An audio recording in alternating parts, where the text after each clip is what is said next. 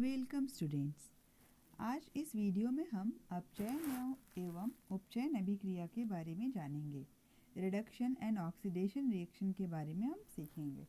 Reduction और oxidation reaction को एक साथ मिलाकर रिडॉक्स रिएक्शन भी कहा जाता है। रिडक्शन का रेड, ऑक्सीडेशन का ऑक्स मिलाकर रिडॉक्स बन जाता है।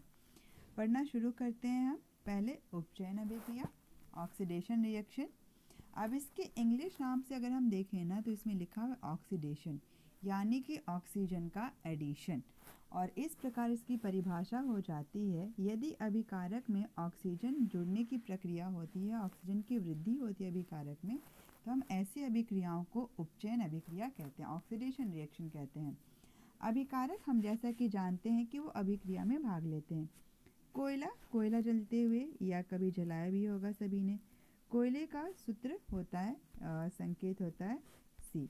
तो ये कोयले को अगर हम ऑक्सीजन की उपस्थिति में जलाएं तो हम जानते हैं कि ये जलकर कार्बन है, ऑक्सीजन के साथ मिलकर ये कार्बन डाइऑक्साइड गैस बनाएगा।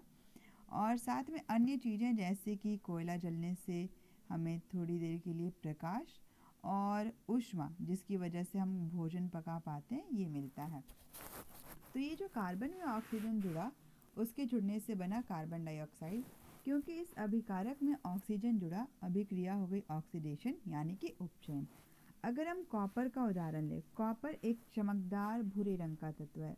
अगर इसे वायु की उपस्थिति में गर्म किया जाए, कॉपर या कॉपर के चूर्ण को, तो यह वायु की उपस्थिति में यानी कि ऑक्सीजन कॉपर से अभिक्रिया करके उसके साथ जुड़कर बनाता है कॉपर ऑक्साइड CuO। और जैसा कि हम जानते हैं कि रासायनिक अभिक्रिया या परिवर्तन होने से रंग बदल जाता है ना, तो ये जो भूरे रंग का चमकदार तत्व था, ऑक्सीजन के साथ अभिक्रिया करके ये हो जाता है काले रंग का। तो क्योंकि इन दोनों ही अभिकारकों में ऑक्सीजन जुड़ा, तो ये अभिक्रियाएं कहलाती हैं उपचयन अभिक्रिया। कुछ और उदाहरणों के द्वारा हम समझते हैं कि उपचयन अभिक्रिया हम कैसे कहेंगे। मैग्नीशियम रिबन का जलना, मैग्नीशियम का संकेत हो गया Mg और इसका वायु में जलना, और ये आपने ज़रूर प्रैक्टिकल में देखा होगा। इन दोनों की अभिक्रिया से एक सफ़ेद रंग का, श्वेत रंग का पाउडर नुमा पदार्थ बनता है, चूर्ण बनता है, और वो होता है मैग्नीशियम ऑक्साइड का। तो क्योंकि मैग्नीशियम अभिकारक में ऑक्सीजन जुड़ा, मैग्नीशियम में ऑक्सीजन की वृद्धि हुई, ये हुआ उपचयन अभिक्रिया। इसी प्रकार अगर हम सोडियम की अभिक्रिया करवाएं या पोटेशियम की अभिक्रिया करवाएं या फिर हाइड्रोजन की ऑक्सीजन के साथ अभिक्रिया करने से जल बने, तो अगर हम हाइड्रोजन की दृष्टि से देखें तो हाइड्रोजन में ऑक्सीजन की वृद्धि हुई, और इस कारण जल का बनना जो है वो एक प्रकार से उपचयन अभिक्रिया कहलाएगी। तो ऑक्सीडेशन रिएक्शन में हमें क्या देखना है कि ऑक्सीजन क्या जुड़ रहा है अभिकारक में, अगर जुड़ा तो ऑक्सीडेशन।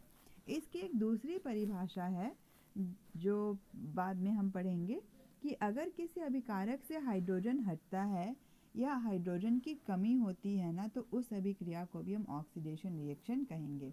तो हमें कोई एक परिभाषा याद रखनी है। ऑक्सीडेशन है तो आप ये परिभाषा याद रखें कि ऑक्सीजन जुड़ने की या वृद्धि की अभिक्रिया। दूसरी अभिक्रिया का हम उदाहरण, दूसरी अभिक्रिया जो हम पढ़ेंगे यहाँ पर है अपचयन अभिक्रिया, reduction reaction. Reduction reaction oxidation का उल्टा है। यहाँ ऑक्सीजन जुड़ रहा है अभिकारक में, इस अभिक्रिया में अभिकारक से ऑक्सीजन हटता है, उसका ह्रास होता है, यानी कि ऑक्सीजन की कमी होती है।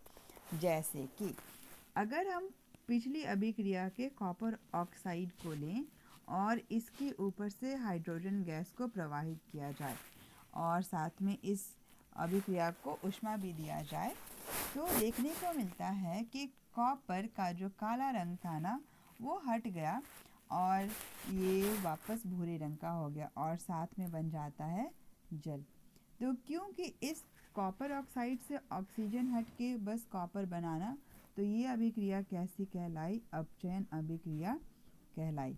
ये अपचयन अभिक्रिया हो गई। एक और उदाहरण हम क्या देख सकते हैं, जल का विद्युत अपघटन H2O। अगर हम इस विद्युत की उपस्थिति में अगर हम जल का अपघटन करें तो बनता है H2 गैस और साथ में ऑक्सीजन गैस। अब इस जल के अणु से ऑक्सीजन हट गया और ऑक्सीजन हटने के बाद ये क्या बना, हाइड्रोजन। हम हाइड्रोजन की बात करेंगे यहाँ पर। तो क्योंकि इस अभिक्रिया में क्या हुआ, ऑक्सीजन की कमी हो गई जल के अपघटन में और हाइड्रोजन बना, तो ये अभिक्रिया भी कौन सी हो गई, अपचयन अभिक्रिया। तो हमें देखना होगा कि अभिकारक से ऑक्सीजन की कमी हुई, इस अभिकारक से भी ऑक्सीजन की कमी हुई, उसका ह्रास हुआ, ऑक्सीजन हट गया, तो अभिक्रिया कहलाए रिडक्शन रिएक्शन, अपचयन अभिक्रिया। इसी अभिक्रिया को ना हम अगली अभिक्रिया में पढ़ेंगे कि जनरली यानी कि सामान्यतः क्या होता है ना, कि अगर हम किसी अभिक्रिया की बात करें जिसमें रिडक्शन हो रहा है, अपचयन हो रहा है, उसमें एक दूसरे पदार्थ का उपचयन भी होता है।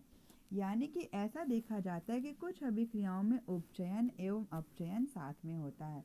तो ऐसी अभिक्रियाओं को हम उपचयन अपचयन अभिक्रिया कहते हैं और इसका नाम है एक रिडॉक्स अभिक्रिया। जैसे हमने शुरू में पढ़ा, रिडक्शन और ऑक्सीडेशन मिलाकर बनता है रिडॉक्स रिएक्शन, तो हम लोग हिंदी में भी रिडॉक्स रिएक्शन कह सकते हैं। और अगर ये इसके अलावा एक और नाम है उपचयन एवं अपचयन अभिक्रिया, हम उपचयन डैश करके अपचयन अभिक्रिया। अब जैसे कि हम लोग उदाहरण से समझते हैं उपचयन अपचयन अभिक्रिया यानी कि रिडॉक्स रिएक्शन क्या है। हम लोग पिछला उदाहरण लेते हैं, कौन सा, ये कॉपर ऑक्साइड वाला, कॉपर ऑक्साइड और हाइड्रोजन की अभिक्रिया। ये कॉपर ऑक्साइड और साथ में हाइड्रोजन, और इनको गर्म किया जा रहा है। इस अभिक्रिया में ऊष्मा की आवश्यकता होती है। ये जो गर्म कॉपर ऑक्साइड है तो बनता है कॉपर और साथ में जल। परिवर्तन क्या दिखा, ये कॉपर ऑक्साइड काले रंग का होता है और हाइड्रोजन प्रवाहित करने के बाद ये वापस भूरे रंग का, इसका भूरा रंग जो है ना वापस आ जाता है। अगर हम कॉपर ऑक्साइड की दृष्टि से देखें तो कॉपर ऑक्साइड से ऑक्सीजन कम हुआ, यानी कि ऑक्सीजन की कमी हुई, ये अभिक्रिया हुई अपचयन। साथ में अगर हम हाइड्रोजन की दृष्टि से देखें ना, तो ये हाइड्रोजन अकेला था लेकिन अभिक्रिया के बाद इसमें ऑक्सीजन जुड़ गया और ऑक्सीजन के जुड़ने को हम कहते हैं उपचयन। तो इस अभिक्रिया में क्या हो रहा है कि एक अभिकारक का अपचयन हुआ, दूसरे अभिकारक का उपचयन, तो ये अभिक्रिया कहलाती है उपचयन अपचयन अभिक्रिया या फिर रिडॉक्स अभिक्रिया कहते हैं। कुछ और उदाहरण हम लोग लेते हैं रिडॉक्स रिएक्शन के, यानी कि उपचयन अपचयन अभिक्रियाओं के, जिनमें हम देखेंगे कि एक अभिकारक का उपचयन हो रहा है और दूसरे अभिकारक का अपचयन। जैसे कि हम एक और उदाहरण लेते हैं, जिंक ऑक्साइड के साथ कार्बन की अभिक्रिया, और ये अभिक्रिया पूरी होने पर बनता है जिंक और कार्बन मोनोऑक्साइड गैस CO बनती है। अगर हम यहाँ पर देखें ध्यान से, तो जो जिंक ऑक्साइड है, जब ये जिंक बनता है ना, इसका ऑक्सीजन इससे हट गया तभी ये जिंक बना, और ऑक्सीजन हटने को हम कहते हैं अपचयन। कार्बन की अगर हम बात करें तो क्योंकि कार्बन में ऑक्सीजन बढ़ गया तो ये अभिक्रिया हो गई उपचयन। अब क्योंकि ये अपचयन उपचयन दोनों एक ही साथ हो रहा है तो ये अभिक्रिया हो गई अपचयन उपचयन अभिक्रिया या फिर उपचयन अपचयन अभिक्रिया या रिडॉक्स अभिक्रिया। एक और उदाहरण, यानी कि हमने जाना कि जिंक ऑक्साइड का हुआ अपचयन और कार्बन का हुआ उपचयन। एक और अभिक्रिया हम करते हैं, एक और अभिक्रिया, जैसे इसको हटाती हूँ मैं, ये याद रहेगा, अपचयन उपचयन।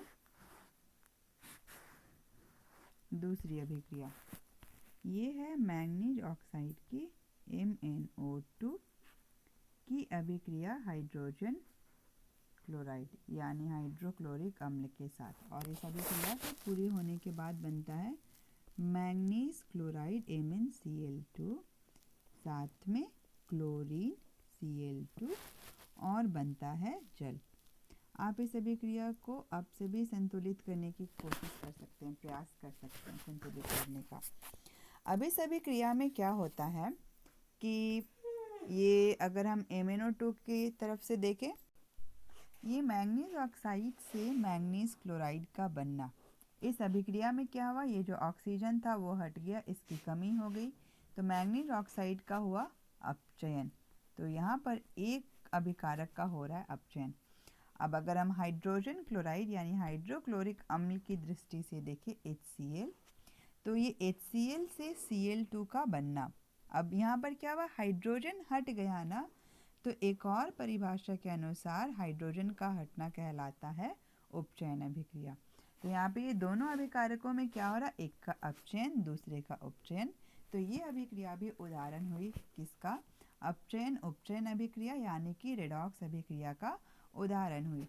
तो हम यहाँ पर दो परिभाषाएं देख रहे हैं।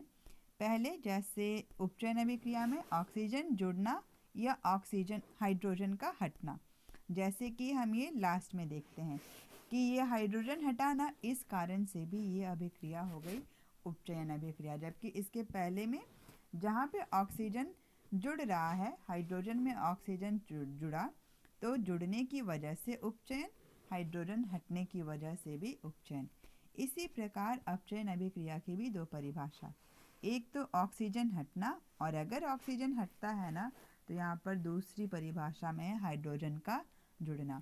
और ये दोनों परिभाषाएं जो है ना एक दूसरे के एकदम विपरीत हैं। तो अगर हमें किसी एक की भी परिभाषा याद रहेगी ना, हम दूसरी अभिक्रिया की परिभाषा लिख पाएंगे। तो ये हमने पहचाना रेडॉक्स रिएक्शन को जाना। एक और अभिक्रिया में हम देखते हैं, जैसे अगर हम सोडियम की ऑक्सीजन के साथ अभिक्रिया करवाएं और इन सभी अभिक्रियाओं को संतुलित करने की कोशिश करनी चाहिए, बैलेंस करने का, तो बनता है सोडियम ऑक्साइड। अब ये कौन सी अभिक्रिया है, अब सोडियम में ऑक्सीजन जुड़ा और ये बना सोडियम ऑक्साइड, तो सोडियम ऑक्साइड का क्या हुआ, उपचयन हुआ। तो यहाँ पे जिस पदार्थ का उपचयन हो रहा है वह है सोडियम।